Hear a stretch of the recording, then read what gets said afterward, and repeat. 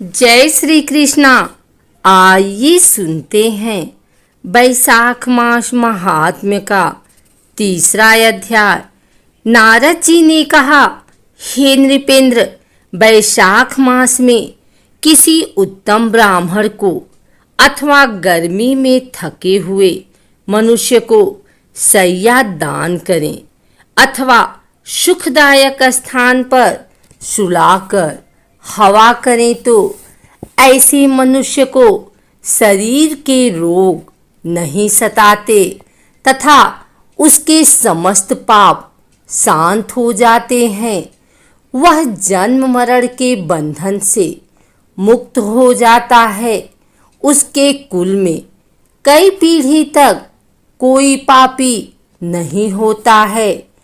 ऐसा मनुष्य 7 बार जन्म लेकर भी सदैव सुखी रहता तथा अपने कुटुंब सहित मुक्ति पाता है। बैसाख मास में आसन, चटाई, कंबल आदि का दान करना भी अति उत्तम है। उस पर बैठने और सोने वाला सुख प्राप्त करता है तो उस पुण्य के फल से दान करने वाला भी अकाल मृत्यु से छूटकर दीर्घजीवी होता तथा मुक्ति पाता है। जो मनुष्य गर्मी के कारण दुखी ब्राह्मण को पतले वस्त्र दान करता है वह चिरंजीवी होता है।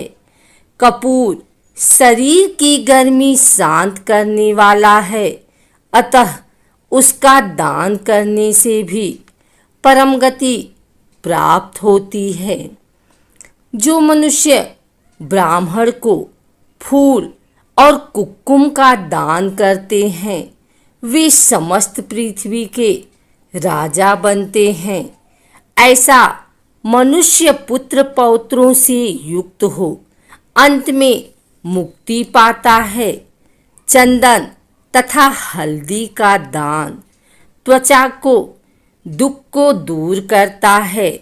गोरोचन, कस्तूरी, खस, चंपा आदि दान करने वाले मनुष्य की देवता भी सराहना करते हैं और वह त्रिविध तापों से छूटकर मुक्ति पाता है।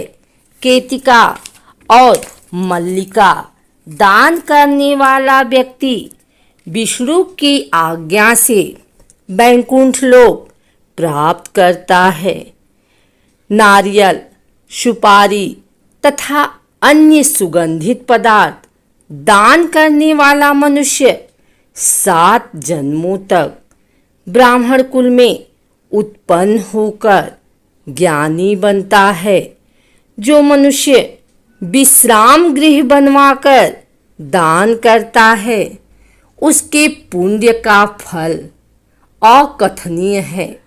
जो मनुष्य यात्रियों के विश्राम के लिए मार्ग में बाग लगवाता हो, कुएं खुदवाता तथा तालाब, झोपड़ी आदि बनवाता है वह अत्यंत धर्मात्मा होता है और उसकी संतानें भी उसी के समान धर्मात्मा होती हैं।